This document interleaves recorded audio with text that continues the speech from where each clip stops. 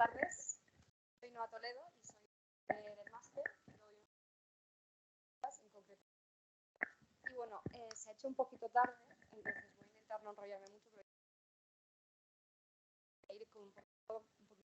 ¿Vale? Pues vale, esta asignatura en concreto se llama Interferencia de la ansiedad en el proceso terapéutico. Hemos creído conveniente, aunque el máster sea de sexología y de terapia de pareja, meter un módulo concreto de ansiedad, porque como os habréis dado cuenta y os daréis máster, realmente en todos los procesos de sexología y en todos los procesos afectivos, vinculares, interpersonales, siempre hay un alto componente de ansiedad. Daros cuenta que siempre vienen con problemas. Perdón.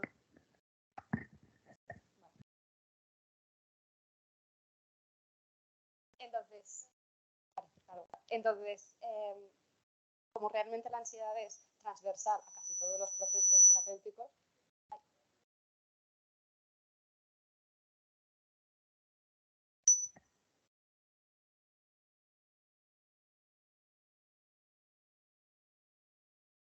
realmente la ansiedad es transversal en casi todos los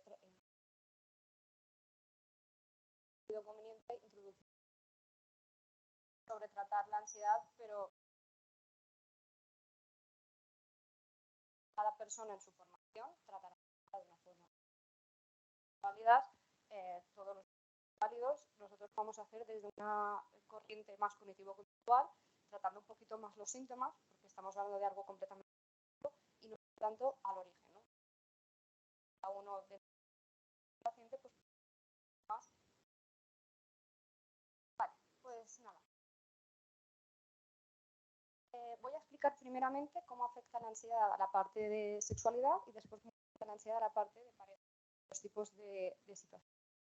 La mayoría de las funciones, bueno, de sexología, ¿sabéis algo o no sabéis?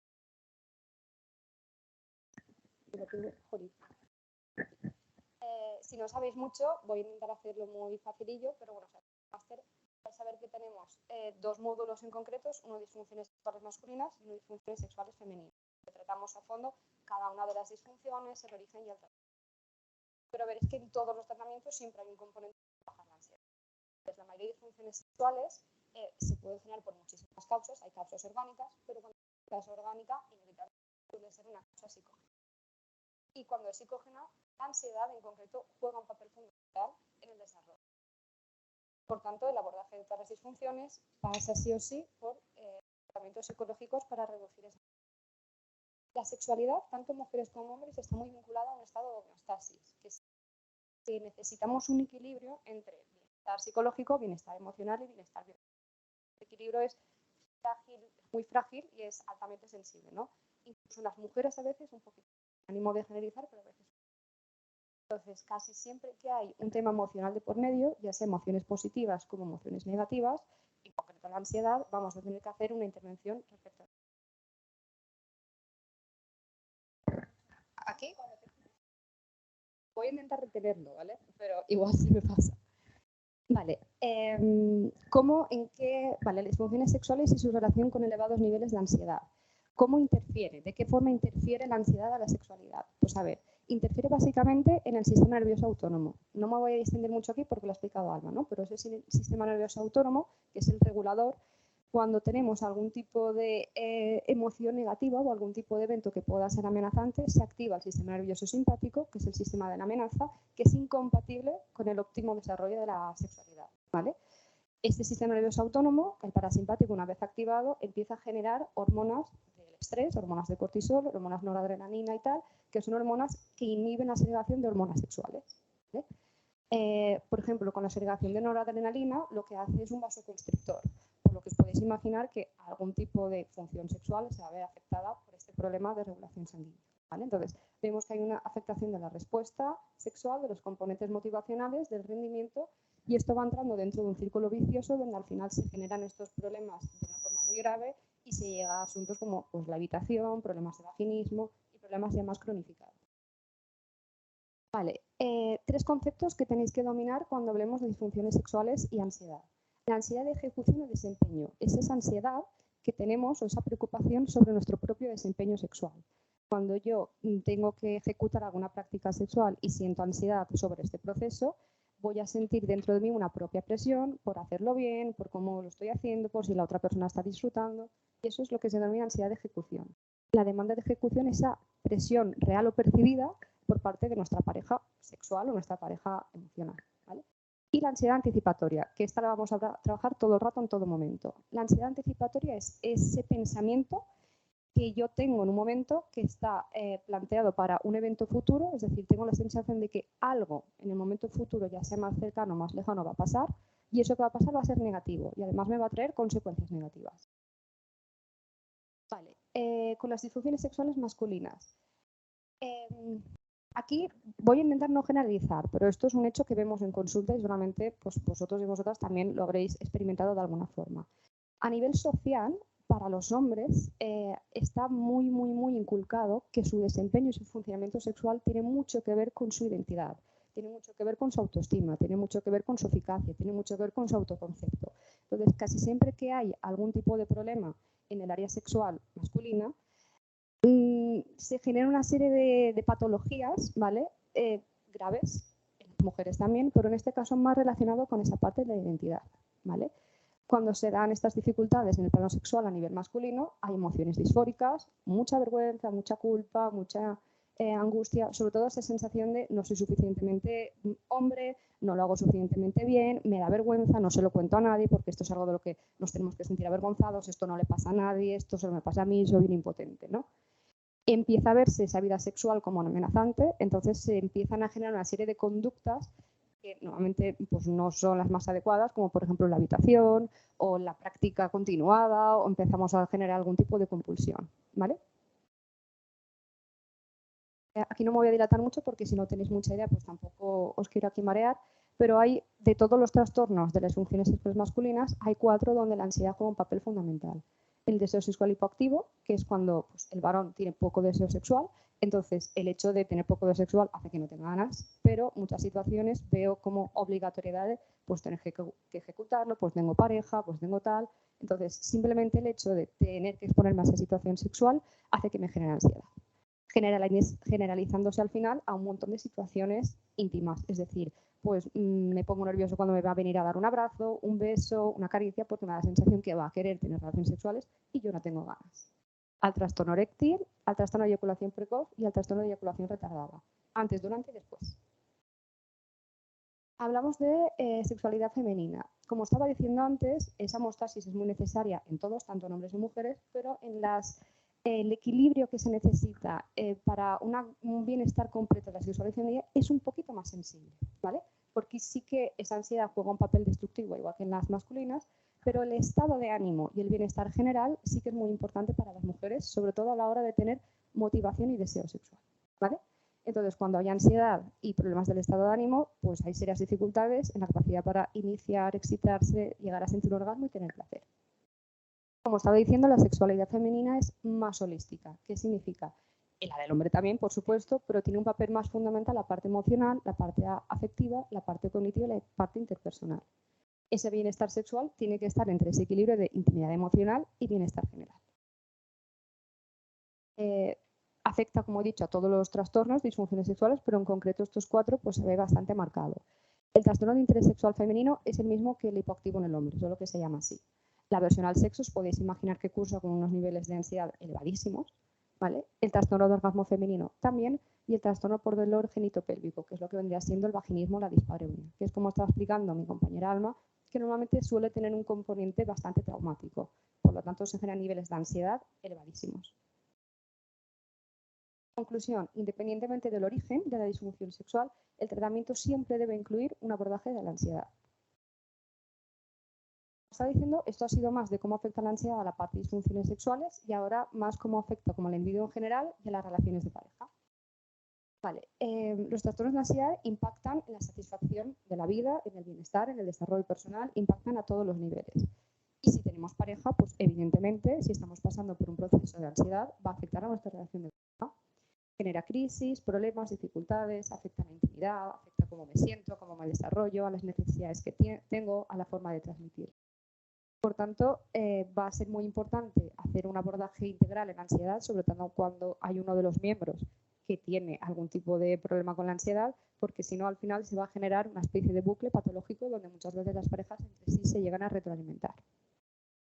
Vale, y como estaba diciendo, todas estas áreas son las que trabajamos en este máster y, como podéis imaginar, pues los conflictos de pareja, la infidelidad, la celotipia, la ruptura, la dependencia, son procesos que pueden cursar con altos niveles de ansiedad.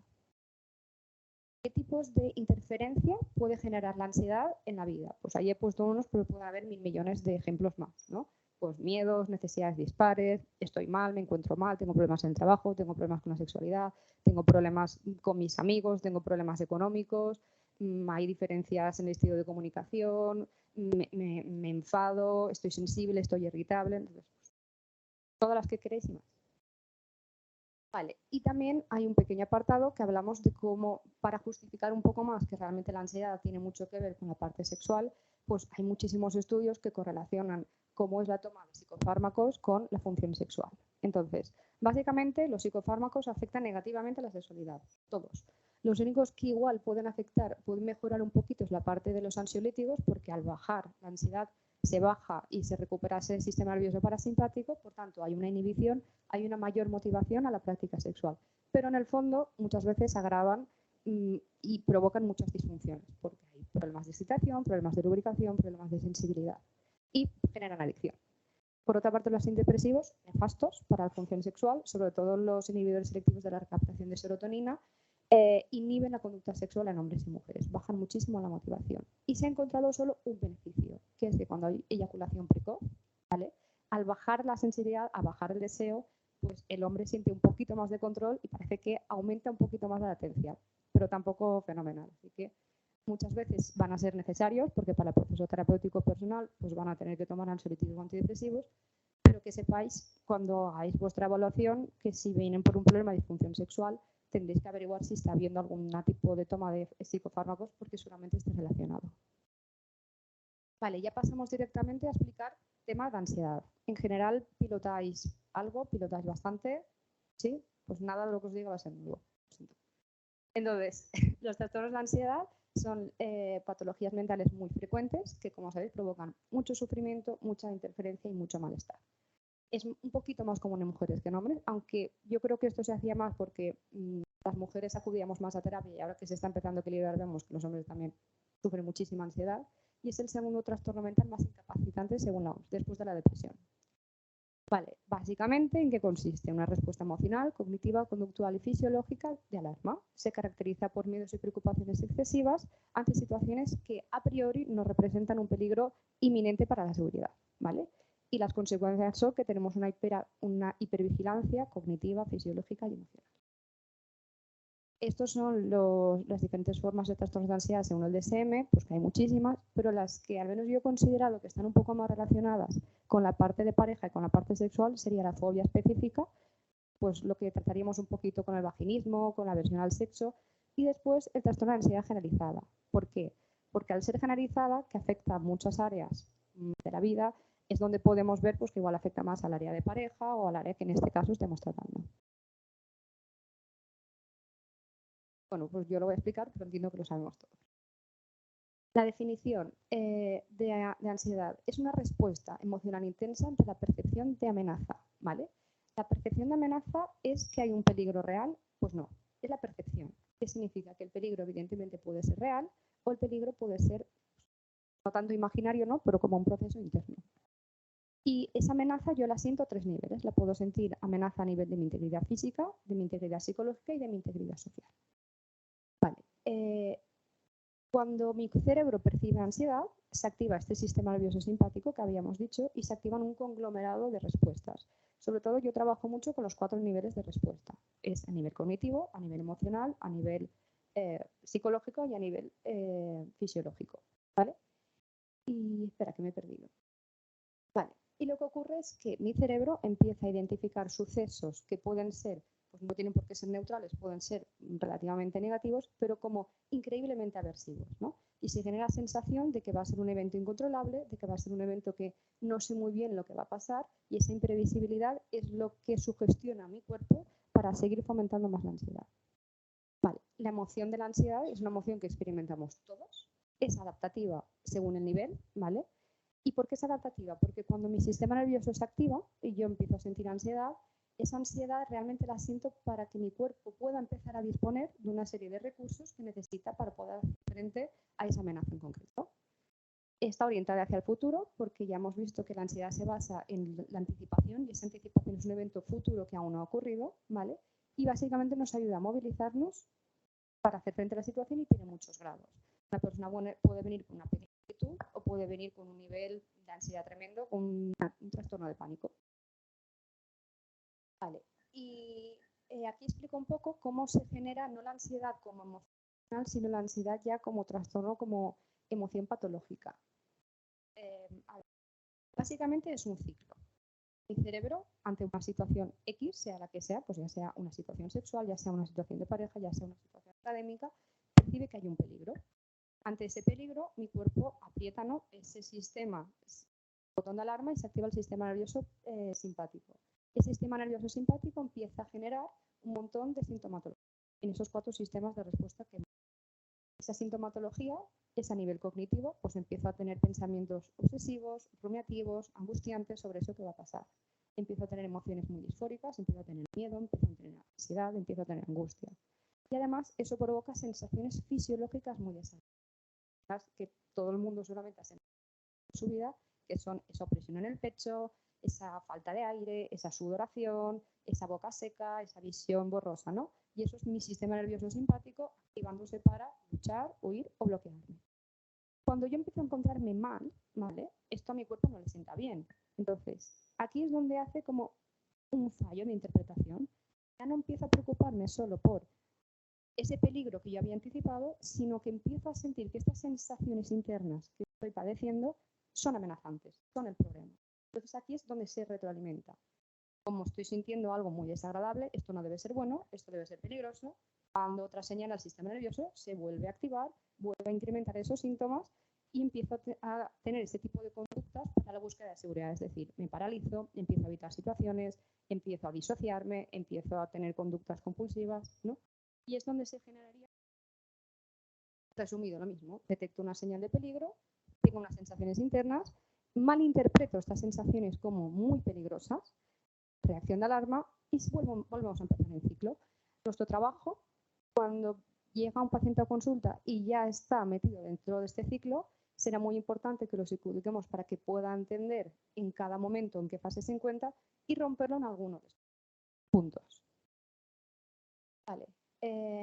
Conceptos relacionados. Hay 4 conceptos que se parecen mucho pero no son iguales. La ansiedad es este pensamiento, ¿no?, esta respuesta ante esa percepción. Es una emoción que es muy cognitiva. Es esa parte psicológica de ¿y si pasa esto? ¿Y si me pasa lo otro? Todo lo que puede llegar a pasar, ¿vale? En cambio, el miedo, que se parece mucho pero no es exactamente igual, también es una respuesta emocional, pero ante la percepción de un peligro mucho más inmediato, de un peligro que puede realmente poner en jaque mi supervivencia, ¿vale? Es una respuesta adaptativa para proteger mi propia seguridad física o psicológica, ¿no? Y me moviliza, hace que yo tenga una acción defensiva. Si yo voy por la noche caminando por mi calle y empiezo a sentir unos pasos, no voy a sentir ansiedad, no voy a pensar, uy, ¿quién será? ¿Quién podría ser? ¿Qué me podría pasar? No, me hago viva, perdón, y empiezo a correr, ¿no? Y ese es el miedo en este momento. Vale, estrés. El estrés es una percepción, es una emoción también que yo siento cuando digamos que las demandas del entorno exceden las capacidades que yo tengo para hacer frente. Tiene mucho que ver con la gestión del tiempo, con las tareas que yo tenga pendientes, con el nivel de atención o nivel de exigencia que yo estoy viviendo en mi vida. Y está más acotado a un momento de temporalidad. Y la angustia es, digamos, la ansiedad en su máxima esplendor. Es esa sensación de malestar, de opresión tremendo en mi cuerpo, esa sensación de angustia como si me cayese una losa encima, y es muy fisiológica. Cuando uno siente angustia, está muy incapacitado, que tiene bloqueos, está paralizado, está agarrotado. La angustia es una emoción que se suele sentir mucho, que lo vais a ver, en procesos de ruptura traumática. Cuando hay procesos de ruptura o de duelo, las primeras semanas, incluso los primeros meses, lo que suelen sentir los pacientes es una angustia extrema.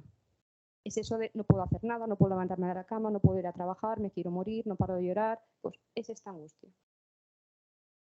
Vale, a ver, ¿qué más?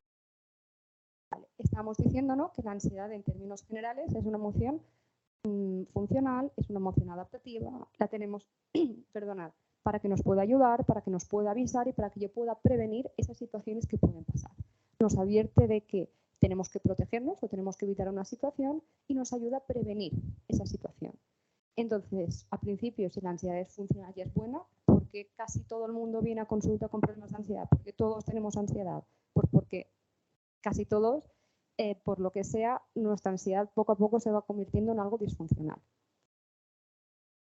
¿Cómo podemos saber que la ansiedad que yo siento no es adecuada para la situación, ¿no? O cuándo mi ansiedad se ha convertido realmente en un problema, cuándo tengo que empezar a buscar ayuda o cuándo tenemos que empezar a intervenir?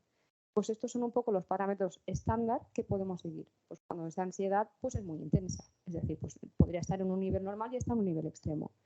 La frecuencia de ocurrencia. No es lo mismo sentir ansiedad puntual bajo una circunstancia concreta que sentirla prolongada en el tiempo, ¿no? Pasan días, pasan semanas, pasan meses y no se me va. La duración, es decir, del momento en que me viene esa ansiedad, cuánto tiempo puedo tardar en reducirla, ¿no? Cuanto más largo se haga el tiempo o no consigo nunca realmente poder calmarme, siempre estoy en esta sensación de ansiedad. La objetividad de la situación, si vemos que esa ansiedad no está cubriendo ninguna función, no está siendo adaptativa, no hay ninguna situación peligrosa real que la pueda explicar. Si afecta a mis áreas vitales, si mi nivel de reacción es exagerado o si soy incapaz de poder gestionarla o poder reducirla. Entonces, ¿cómo pasa eso? Porque una persona ante una situación tiene un nivel de ansiedad adecuado y otra persona tiene un nivel disfuncional. Pues eso tiene mucho que ver con nuestro historial de aprendizaje. Esto seguramente Alma pues también lo habrá explicado Elizabeth, ¿no? Cada experiencia personal, nuestra historia de vida, lo que hayamos vivido, pues va a ir condicionando. Y cuando o A, no he tenido nunca experiencias desagradables o B, he tenido un exceso de experiencias desagradables, lo que puede pasar es que mi cuerpo se desregule, ¿no? Como ha dicho Alma, podemos tener una hiperactivación o una hipoactivación. Entonces, mal aprendemos una respuesta negativa ante eventos posiblemente desagradables. Mi cerebro se equivoca y me genera perturbaciones de más. Tenemos una reacción emocional equivocada o funcional. El proceso evaluativo. Y igual casi que me lo paso, porque creo que cada una o cada uno sabrá un poco cómo evaluar. Tenéis vuestro propio protocolo, sabréis hacer una buena análisis del caso, sabréis hacer análisis funcionales. ¿Así? ¿Lo paso? Paso un montón.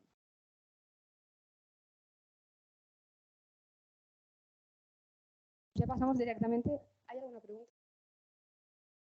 Me lo paso directamente. Vale, el abordaje terapéutico tiene que ser integral. Cuando decimos integral, que nos encanta decir que todo es integral, ¿qué significa?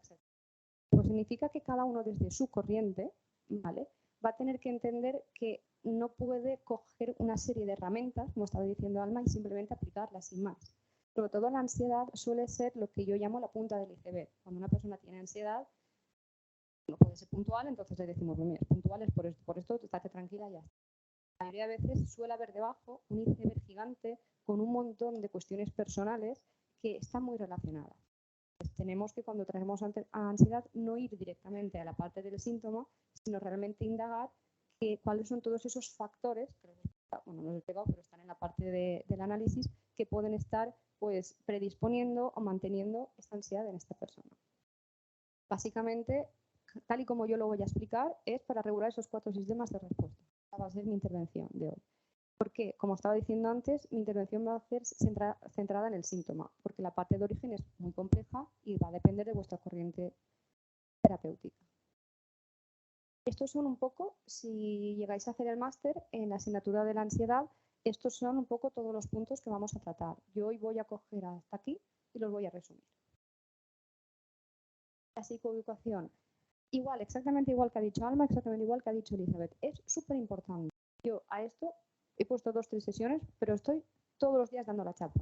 A la persona le tienes que recordar constantemente qué es esa ansiedad, qué es lo que le está pasando, qué está sintiendo. La persona tiene que construir una narrativa coherente de aquello que le está pasando. Tiene que entender muy bien qué es la ansiedad, tiene que entender muy bien cuáles son aquellos factores que están relacionados, tiene que entender básicamente la fenomenología. Entonces, para que esa persona pueda entender lo que le está ocurriendo, se lo vais a tener que explicar vosotros. También podéis pasarle libros, materiales. Yo recomiendo mucho que cada uno tenga como un dossier explicando qué es la ansiedad, haciendo como un pequeño protocolo, y esto se lo dais a vuestros pacientes para que al menos tengan algo claro, algo que les pueda dar tranquilidad y seguridad. ¿Vale? Pero a mí esto me parece súper importante, porque al final la ansiedad en el fondo es una emoción funcional, es una emoción que van a sentir a lo largo de su vida y muchas veces vienen con expectativas distorsionadas. Es como, quítame esto de aquí dentro, no sé qué me está pasando, voy a ser así toda la vida. Entonces es muy importante que hagan un ejercicio, desde mi punto de vista, de reconciliación. Vosotros también, todo el mundo, tiene que reconciliarse con su ansiedad. Y para eso tienen que entenderla muy, muy, muy, muy requete bien. Por tanto, siempre que hagáis trabajo, aunque sea a lo largo de toda la terapia, siempre recordadle qué es la ansiedad, qué función que tiene y de qué forma la persona puede llegar a relacionarse con el problema que tiene de la forma más sana posible. Intervenir en el contexto. Esto es lo que hablaba un poco Alma, de que nos centramos mucho en esa parte del síntoma, tal y como voy a hacer yo hoy, mal, pero bueno, es lo que hay. Entonces, sí que es importante que tengáis formación en terapias de tercera generación y terapias contextuales, ¿vale? Y sobre todo en trauma también, es muy importante. ¿Por qué en el contexto? Porque como la ansiedad es de las emociones que básicamente está ahí para avisarnos de que algo está mal, cuando alguien viene a consulta con ansiedad tenemos que dar por sentado que algo está mal, la mayoría de veces. Y como somos seres humanos, que somos así, la mayoría de veces en nuestra vida hay cosas que no están bien. Entonces, antes de ir directamente a trabajar el síntoma, a trabajar la interferencia que está teniendo la ansiedad en cada persona, es muy importante que hagáis una especie de screening o de chequeo de cómo está la vida de esa persona en todas sus áreas. Las áreas que yo investigo siempre son estas. Aunque parezca redundante, siempre tenéis que investigar la parte de higiene y cuidado del cuerpo, la parte de salud física, la parte de salud mental, la parte de alimentación, la parte de sueño, cómo su trabajo, cómo son sus estudios, cómo es la relación con su familia, cómo es la relación con su pareja, si tiene animales o no, dónde vive, cómo es su casa, cómo planifica sus horas, a qué dedica su tiempo libre, cómo es su autocuidado, es decir, absolutamente todo. Tenéis que chequear todas las áreas. ¿Por qué? Porque va a ser muy, muy, muy difícil que yo como terapeuta te pueda ayudar a superar esa ansiedad puntual si resulta que tienes graves problemas económicos, si resulta que tienes una deuda tremenda con Hacienda, si resulta que no duermes, si resulta que no comes bien, si resulta que tienes un problema de pareja latente y eso está vivo, si resulta que hay un problema familiar que se materializa pues, cada vez que vas a ver a tus padres. Es decir, entonces, todo esto vamos a tener que chequearlo porque si no generamos una buena base firme sobre la cual trabajar todo lo siguiente, es como pues papel mojado, ¿no? Construir una casa por el tejado. Tenemos que garantizar que todos nuestros pacientes puedan tener unos mínimos vitales. Y esos mínimos vitales no son iguales para todo el mundo. ¿Vale? No todo el mundo le gusta hacer deporte, no todo el mundo necesita lo mismo, no todo el mundo requiere las mismas áreas, el mismo cuidado y la misma intervención. Por tanto, lo que tenemos que intentar es que las áreas y la intervención que hagamos sean modificaciones progresivas, porque el ser humano es muy reticente al cambio, que sean asequibles para cada persona y sus circunstancias, que sean flexibles y que sean coherentes con su sistema de creencias y su sistema de valores. Si yo soy super fitness, no puedo dar el peñazo a todo el mundo en que sea super fitness. Si yo, bueno, lo que sea, yo no puedo realmente forzar que una persona cambie hábitos de su vida, aunque yo considere que no sean del todo sanos, voy a intentar mejorar para que estén esos mínimos, pero también tengo que entender que cada persona tiene su constructo vital, tiene sus áreas y a cada una de estas le da una importancia relativa, ¿vale? A la que yo más importancia daría, ¿vale? Que es lo que me he dado cuenta en los últimos años en terapia, es a la parte de la relación interpersonal, ¿vale? Porque hay muchas personas que están solas, ya no solo a nivel de pareja, a nivel de amistades, a nivel de contexto, a nivel de tal. Entonces, muchas de estas cosas pueden estar bien y subestimamos la importancia y el factor protector que significa tener un buen contexto, tener una buena red de apoyo. Esto es fundamental porque muchas veces esa propia ansiedad viene de la percepción subjetiva de que yo no soy una persona importante, de que no pertenezco a ningún sitio y de que no formo parte de ningún grupo, ¿vale? Lo meto aquí, pero es una cosa que yo tendría en cuenta. Vale. Y también es muy importante que generemos junto a nuestros pacientes, cuando tengamos todo este screening y veamos en qué áreas flojean, bueno, para ver esto, nosotros les pasamos como una especie de dossier con estas áreas vacías, ¿vale? Y les pedimos que nos expliquen cómo es cada una de estas áreas en su vida, ¿no? Qué es lo que hay aquí, qué es lo que no hay. Y a partir de lo que hay y lo que no hay, les pedimos qué es lo que les gustaría cambiar y cómo les gustaría cambiarlo. Después en consulta veremos si esto es posible o no es posible, ¿no? Y si es posible, junto con ellos, nunca solos de la mano, porque no van a poder, bueno, no van a poder, sí que van a poder, pero les va a resultar muy difícil, generar un plan de acción individualizado para cada uno de ellos. Algo muy sencillo, que como terapeutas veréis. Tema de deporte, ¿vale? El tema del deporte, un mínimo de movimiento es súper necesario, ¿no? Pero hay gente que es completamente sedentaria. Pues, ¿cómo haces que esa persona empiece a ir al gimnasio? Tú dirás, pues apúntate a algo que te guste. Pues no funciona, porque no van, ¿vale? Entonces, es muy importante que podamos entender, pues, cuál es el horario de la persona, las horas del día que está más motivada, qué es aquello que le puede venir bien y no, qué es ese mínimo que le puede gustar, si es necesario que lo haga con una persona o no. Y le ayudaremos a cada una de estas áreas a implementarla de una forma asequible y coherente para su vida. Vale. ¿Bien hasta aquí? ¿Alguna pregunta? ¿Es muy redundante?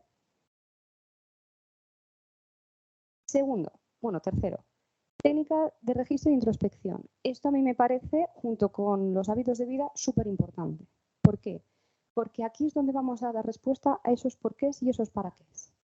No podemos trabajar un síntoma si no entendemos quién soy yo, cómo funciono yo, por qué hago lo que hago, por qué no hago lo que hago, en qué medios me siento más cómodo, no. ¿Vale? Entonces, cada uno de vosotros yo os animo a que generéis un registro de introspección, inventároslo. Pueden ser preguntas existenciales, pueden ser técnicas narrativas, pueden ser algo que hayáis cogido de un sitio y os lo copiéis, da igual. La cuestión es que cada uno de vosotros tengáis una especie de dossier que le paséis siempre a vuestros pacientes y le ayudéis a llenarlo para que pueda tener unos mínimos de comprensión interna. Es decir, tenemos que desarrollar mucho esa introspección hacia adentro. ¿De qué forma básica en todos los manuales vais a encontrar que es la general? Vale, pues generar una especie de dossier, una especie de guión, donde sepa, el ABC os suena, el ABC típico, vale. Pues yo lo que hago siempre es un ABC muy desarrollado. ¿Qué significa? Cogemos esas situaciones y contextos específicos externos y hacemos que mediante preguntas introspectivas se planteen cómo afecta esa situación a sus pensamientos, pero muy desarrollado. Es decir, qué tipo de pensamiento me surge, cuáles son las distorsiones, cuáles son las creencias, cuáles son mis esquemas nucleares. Es decir, que realmente pueda correlacionarlo con sentido. Cada vez que mi madre me dice mec, ¿vale? ¿Qué es lo que se activa en mí? A nivel cognitivo, ¿vale? A nivel emocional, ¿qué emociones siento? Mucha comprensión emocional. ¿Esta emoción o esta emoción? ¿Esta emoción suelta o junto con aquella? ¿Qué funcionalidad tiene? ¿De dónde viene esta emoción? ¿Esta emoción está aquí por esto, está ahí por aquello? No es el típico ABC de... lo habréis hecho todos, ¿no? De pensamiento, tengo esta creencia, me genera culpa y me voy para mi casa. Eso no sirve para nada, nunca. Porque sí, les genera conciencia, pero no les genera introspección. Y después, respuestas conductuales. También, ¿qué estilo de afrontamiento tengo? ¿Tiendo a tener un estilo de afrontamiento sano? ¿Tiendo a tener un estilo de afrontamiento sano? ¿Tiendo a la evitación? ¿Tiendo a la confrontación? ¿Tiendo al bloqueo? ¿Cuál es mi tendencia de afrontamiento en cada situación? ¿Y cómo afecta esto la respuesta fisiológica? Súper importante, porque a veces la respuesta fisiológica siempre está fuera, nunca la vais a ver. Y es como decía Alma, realmente la ansiedad es una emoción. Podemos intentar entrar desde el plano cognitivo, pero llega un momento en que ellos ya entienden qué es la ansiedad, qué función tiene, qué hace mi cuerpo, por qué me siento así, sé que viene en esta situación, pero aunque lo sepa no se me va.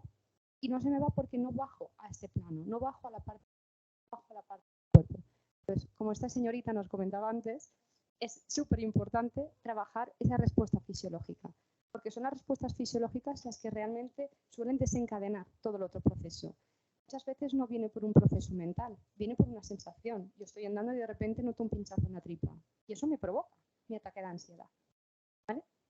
Entonces, básicamente necesitamos una muy buena comprensión de cada una de las personas, de cuál es su realidad, de cómo se gestionan para contestar a ese por qué y a ese para qué. Emociones. Me voy a expandir un poquito, ¿vale? ¿Las emociones las habéis explicado, Alma? ¿Las emociones lo habéis explicado mucho? Vale, han quitado todo. Era mi parte preferida. Pues le voy a dar yo un poquito. A ver, ¿qué son las emociones? Las emociones son respuestas que tiene nuestro cuerpo ante situaciones. Las respuestas pueden ser de una carga positiva, ¿no? O de una carga negativa. Emociones que conocemos agradables y desagradables. Pues ansiedad, tristeza, miedo, amor, alegría, tal. Pues tenemos. Pues cuando trabajamos gestión emocional, que también a los psicólogos nos vengan a decir, vamos a trabajar la gestión emocional. ¿Qué es eso? Pues es súper complicado en el fondo. Los pacientes tienen que entender muy requete bien qué son las emociones. Tenemos que hacer un trabajo de de conocimiento semántico. Tienen que conocer el nombre de las emociones, tienen que conocer la funcionalidad de cada una de esa emoción. Es decir, no tiene la misma función el miedo que la vergüenza, no tiene la misma función la culpa que el asco. Entonces, no es que me esté sintiendo mal, es que igual ahora mismo pues siento decepción o siento frustración. O frustración e impotencia tampoco es lo mismo. Entonces, tengo que saber exactamente en cada momento qué emoción estoy sintiendo, qué función tiene, ¿vale? Esa definición, que entiendan bien todo el proceso narrativo y, sobre todo, yo me paro bastante a explicarles la parte del origen. ¿Por qué? Porque aparentemente somos seres racionales, pero esto no es verdad. Somos seres emocionales, sobre todo, y seres corporales. Entonces, cuando una persona viene con ansiedad o con emociones disfóricas, siente mucho miedo porque la emoción no está en un sitio que yo pueda tocar, que yo pueda coger, ¿no? No puedo trabajar esto que siento. Es mucho más fácil trabajar o discutir con mi novio, hacer esta cosa, peinarme así, peinarme allá, pero esa parte de emoción no sé dónde está. Me cuesta muchísimo. Entonces, yo les explico muchas veces que la emoción sí que está en un sitio. La emoción está en el cerebro, está en el lóbulo temporal, en el sistema límbico y en concreto está en la amígdala. La amígdala es un órgano muy pequeñito que tenemos en el cerebro que regula y gestiona las respuestas emocionales, ¿vale? Entonces, sí que está en un sitio, tú la sientes por tu cuerpo, pero tiene un sitio físico, tiene un origen. Además, este órgano es súper antiguo. De hecho, se desarrolló muchísimo antes el lóbulo temporal que el lóbulo frontal. Por tanto, muchas veces intentamos trabajar desde aquí, desde la parte racional, pero esta parte racional, en términos evolutivos, es relativamente nueva. Para el cuerpo tiene muchísimo más impacto la parte emocional, ¿vale? Entonces también les hablo mucho, como ha dicho Alma, tienen que entender muy bien qué es el sistema nervioso autónomo, ¿no? Les hablo del sistema nervioso parasimpático, del sistema nervioso simpático y cuál es cada una de esas funciones. Vale. Y después, cuando hablamos ya no solo conocer la definición de la emoción, sino también entender la funcionalidad. Todas las emociones vienen a decirnos, cuidado, aquí pasa algo, no me ignores, actúa, ¿vale? Pues es importante para su supervivencia porque me dan información de la situación, de aquello que está pasando fuera, pero también me dan información sobre mí, sobre mi estado interno, ¿vale? Me motiva para la acción. Entonces es muy importante que al final les quede claro que ante una emoción negativa vamos a intentar generar como mucha tolerancia a esas emociones negativas, pero tolerancia desde trabajarlas y gestionarlas. ¿Por qué? Porque si no, la alternativa es la que hacemos siempre, que está mal. O me inundo, esa emoción me genera una hiperactivación, me inundo completamente, o me disocio y las ignoro. Entonces me genera una hipoactivación. En ninguno de los dos casos estoy pudiendo como leer el mensaje que viene a trasladarme la emoción. Para poder leerlo, tengo que conseguir que esos niveles estén más o menos estables y entender qué me quiere decir. Pues cada emoción tiene su funcionalidad. Esto no me acuerdo, creo que sí que os lo explico en el máster y si no, pues me lo pedís, que hay un documento maravilloso sobre esto o en cualquier libro de gestión emocional os lo vais a encontrar. Entonces, ¿cómo las gestionamos? Pues bueno, primero todo lo otro que he dicho, básicamente, y para poder gestionar emoción tengo que entender lo que estoy sintiendo, ¿no? Tengo que detectar esa emoción, tengo que entender su función y su procedencia. Evitar la captura emocional, reducir esa activación fisiológica, conocer también cuál es mi emoción talón de Aquiles, que esto me lo he inventado yo, pero yo lo explico así, ¿por qué? Porque cada persona tiende a una emoción. Hay personas que tienden más a la depresión, hay personas que tienden más a la ansiedad, hay personas que tienden a la rabia, hay personas que tienden a la vergüenza. Entonces tengo que entender que cuando yo esté desequilibrada, seguramente esa emoción talón de Aquiles es la que me va a absorber. Y conseguir un reetiquetado, que es lo que hablaba de tolerancia. No es que me encanten las emociones negativas, sino que puedo entenderlas mejor, por lo tanto puedo soportarlas mejor. Dime.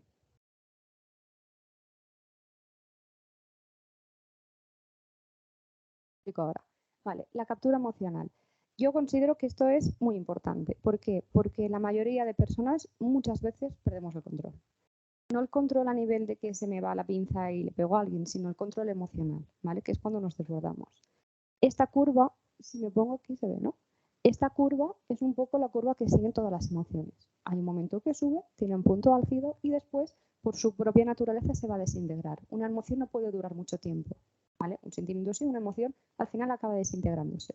Entonces, vuelvo a explicar lo que estaba explicando antes. Por esta zona de aquí, ¿vale? Está el sistema límbico. Es la parte más arcaica, es lo que llamamos el cerebro mamífero, que es el cerebro emocional, y más abajo estaría el cerebro reptiliano, ¿vale? Pero nos centramos en el emocional. Cuando esa emoción yo no la controlo y me sube mucho, mucho, mucho, estoy perdido. Fundido a negro.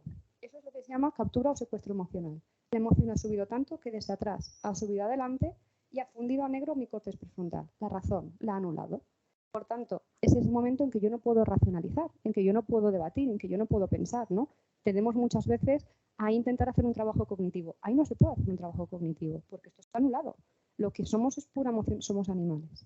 Y desde esa parte animal solo existen 3 respuestas: huir, luchar o bloquearme. Y es lo que vamos a intentar evitar. Para poder hacer una gestión emocional, tengo que evitar que esa curva suba tanto. En algún momento de aquí tengo que conseguir pararlo para poder hacer un trabajo, un equilibrio entre razón y emoción, ¿vale? Para poder entender que esta situación me genera una emoción, pero también desde la parte racional, la que planifica, la que determina, la que puede de alguna forma hacer, pues, más de humanos avanzados, ¿no? Frenarnos un poco. ¿Lo habéis entendido? ¿Alguna duda al respecto? ¿Esto lo conocíais? Conclusiones. Al final, respecto a la gestión emocional, lo que la persona debe acabar sintiendo es que de las emociones no se puede huir y no se debe huir. Forman parte de ti, están dentro de tu cerebro. Van a ocurrirte positivas, van a ocurrirte negativas y es completamente normal. Tenemos que enterar que forman parte de mi vida. Entender qué me quiere decir cada emoción para poder dominarla o gestionarla. Discriminar cuándo es funcional o no, ¿vale? Porque aquí hay mucho problema, ¿no? Si todas tienen una función, todas son funcionales. No, porque muchas veces esa emoción se equivoca, ¿vale? Viene cuando no toca, viene con la intensidad que toca y no es funcional. Detectar su procedencia y entonces decidir qué hacer. Si es funcional, la acepto. Si proviene de un pensamiento distorsionado, de una mala lectura de la realidad, pues cambiando muchas veces el pensamiento, la creencia que tengo sobre el tema, esa emoción puede bajar. O, por ejemplo, actuar y movilizarme para poder generar un cambio, el cambio que mi emoción me está pidiendo en ese momento. Vamos a la gestión cognitiva. La gestión cognitiva, ¿tenéis formación cognitivo-conductual todos un poco? Vale, pues lo siento porque me lo voy a saltar un poco, ¿vale? Van a tener que entender un poco cómo funciona la teoría cognitiva. Todo lo que tú piensas no es cierto. Es una interpretación de la realidad, está basado en una serie de cosas que se llaman esquemas nucleares. Yo soy muy pesado con los esquemas nucleares, porque es realmente esas estructuras mentales que le dan información sobre sí mismo, sobre el mundo y sobre los demás. Es como esos mínimos que tienen y a partir de ahí filtran la forma de percibir e interpretar la realidad y la vida. Si yo no soy consciente de cuáles son mis esquemas nucleares, de cuáles son mis sistemas de creencias y mis filtros mentales, voy a dar por válido todo lo que piense. Y ahí es donde tenemos un problema, ¿vale? Que entiendan que son las distorsiones cognitivas, las ideas irracionales y los filtros mentales. Al igual que es importante el trabajo emocional, como os he dicho muchas veces más que el cognitivo es también imprescindible. Estructuración cognitiva, esto he visto que lo comentaba antes Alma, entonces tampoco voy a explicar mucho, pero sí en ansiedad os digo 2 cosas. La anticipación y la catastrofización son 2 mecanismos súper importantes. La anticipación es un mecanismo saboteador, ¿vale? Yo lo explico muchas veces como, que igual no está del todo bien explicado, pero lo explico como un defecto funcional de nuestro cerebro. Como ser humanos avanzados, esa parte del córtex frontal nos ayuda a prevenir, a planificar, a pensar, a anticipar todo lo que puede pasar. Y eso nos ha ayudado a evolucionar como seres humanos y no morirnos. Pero al mismo tiempo que es un pro, es un contra. ¿Por qué? Porque cuando no está controlado, cuando tengo un historial de aprendizaje que ha hecho que yo anticipe mucho, lo que voy a hacer es que cualquier situación va a estar dominada por esta anticipación. Cualquier cosa que haga, mi cerebro de forma automática va a imaginársela, a planteársela y además imaginar todas las posibilidades y sobre todo la peor de las posibilidades, que es donde estamos en la catastrofización, ¿vale? Entonces es muy importante que desarrolléis técnicas cognitivas para explicar al paciente por qué la anticipación no es funcional. Porque esto para una persona que tiene ansiedad, ¿vale? Un perfil ansioso, dile tú que anticipar no es bueno. No te lo van a comprar, como que no es bueno. Es buenísimo porque me ayuda a que todo me salga bien, a estar preparada. Entonces, yo lo que explico muchas veces es que más que anticipar, lo que tenemos que entender que la anticipación es un mecanismo de saboteamiento y lo que tengo que hacer es prevenir, porque mi cerebro sabe hacerlo igualmente. Yo puedo anticipar o prevenir. La diferencia es que al anticipar yo doy por sentado todo lo negativo y al darlo por sentado lo voy a vivenciar, lo voy a experimentar y voy a tener consecuencias emocionales fisiológicas al respecto. En cambio, prevenir lo que hace es como una lectura mucho más racional de la situación, mucho más moderada, me baja y me ayuda a ser más funcional, a tener el cerebro mejor enfocado para poder solucionar esa situación, ¿vale?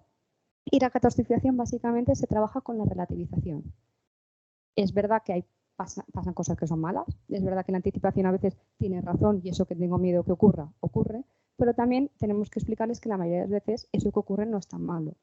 y que dentro de ellos mismos suelen tener ya herramientas para poder hacer frente a todas esas consecuencias negativas que la mayoría de veces no son catastróficas y que no pasa absolutamente nada. ¿Vale? El ABC completo y el diálogo interno. ¿Vale? El diálogo interno, porque es muy importante cuando trabajamos cognitiva, porque los pensamientos se sustentan en imágenes, pero también se sustentan en palabras. Y las palabras tienen significado, y ese significado el cuerpo lo lee y lo siente como tal. Entonces, es muy importante que aprendan que ese diálogo interno, incluso ese curso de pensamiento, esas cosas que tienden a imaginar, tengan un contenido menos dramático, menos malo con ellos mismos, ¿no? Por eso tenemos que trabajar mucho esa autoexigencia y esa autocompasión para que ellos mismos también, los procesos mentales, sean un poquito más saludables. Técnicas, pues es la cognitivo-conductual, las conoceréis todas, ¿no? Detención de pensamiento, narrativas, entrevista con el síntoma, el protocolo de ansiedad que os he dicho. Y después hay técnicas desde la terapia de aceptación y compromiso, que es muy buena para trabajar la ansiedad, que son de tercera generación, pues conceptos como desesperanza creativa, que es esa parte de fomentar esa tolerancia al malestar, de no intentar evitarlo a toda costa, aceptación psicológica, no evitar la experiencia, flexibilidad, difusión y yo como contexto. Gestión conductual. ¿Cómo me comporto? Esto es súper intuitivo. O sea, cada uno, conociendo a su paciente, va a saber de qué forma gestiona esa parte conductual, ¿no? Pero básicamente lo que os he dicho, que conozcan su estilo de afrontamiento, cuál es su tendencia y por qué hacen lo que hacen, para poder cambiarlo.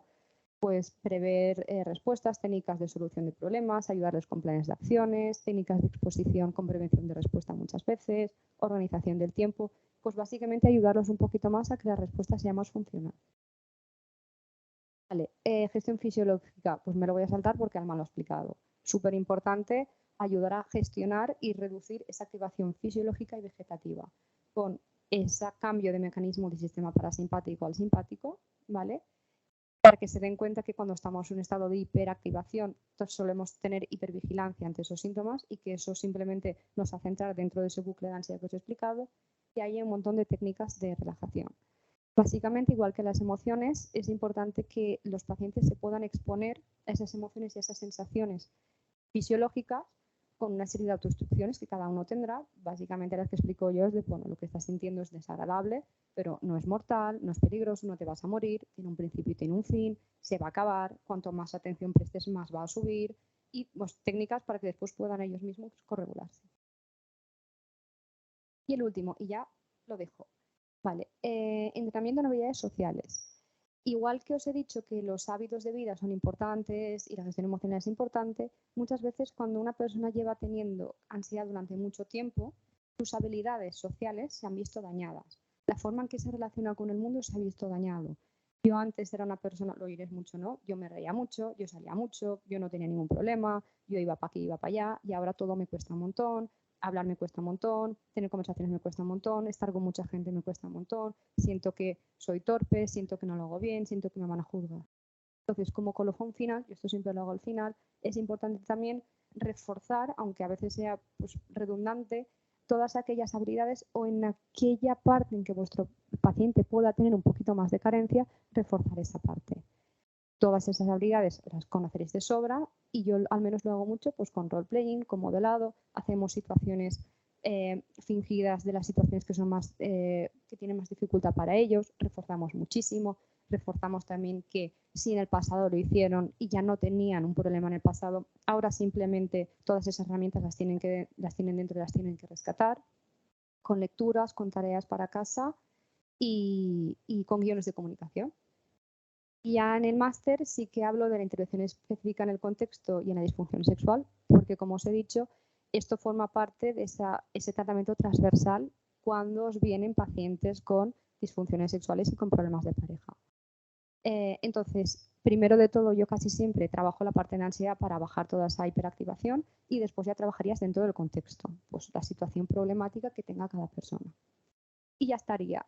Como os he dicho, para que quede claro, esta es como una visión muy superficial de cómo se trata la ansiedad. La ansiedad es muchísimo más, tiene que estar súper individualizada, no hay un protocolo genérico para todo el mundo, ¿no? Pero en líneas generales, simplemente yo recordaros que yo considero que lo más importante es la desactivación de esos 4 sistemas de respuesta. Trabajar a nivel cognitivo, trabajar a nivel emocional, a nivel fisiológico y a nivel conductual. Encontrar un poco el equilibrio aquí intentar que esa persona llegue a recuperar un nivel de funcionalidad óptimo y adecuado. Y ya estaría.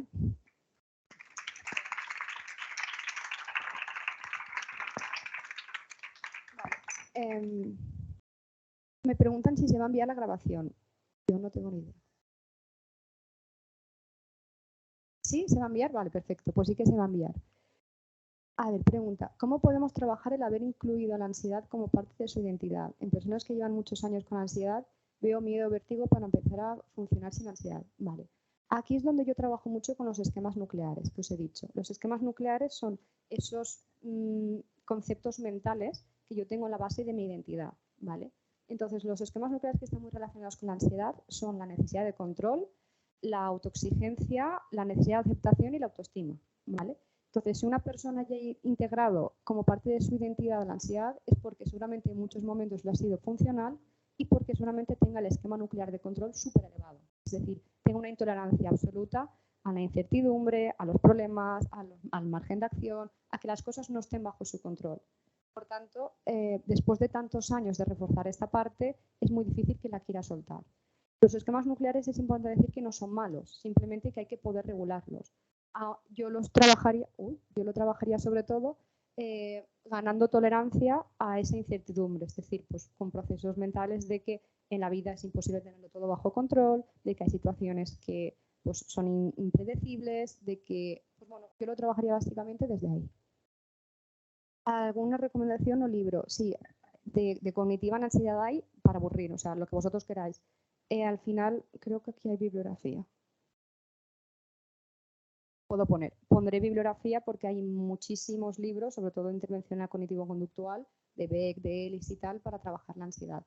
Y para trabajar terapias de aceptación y compromiso, en la ansiedad también hay un montón. Vale.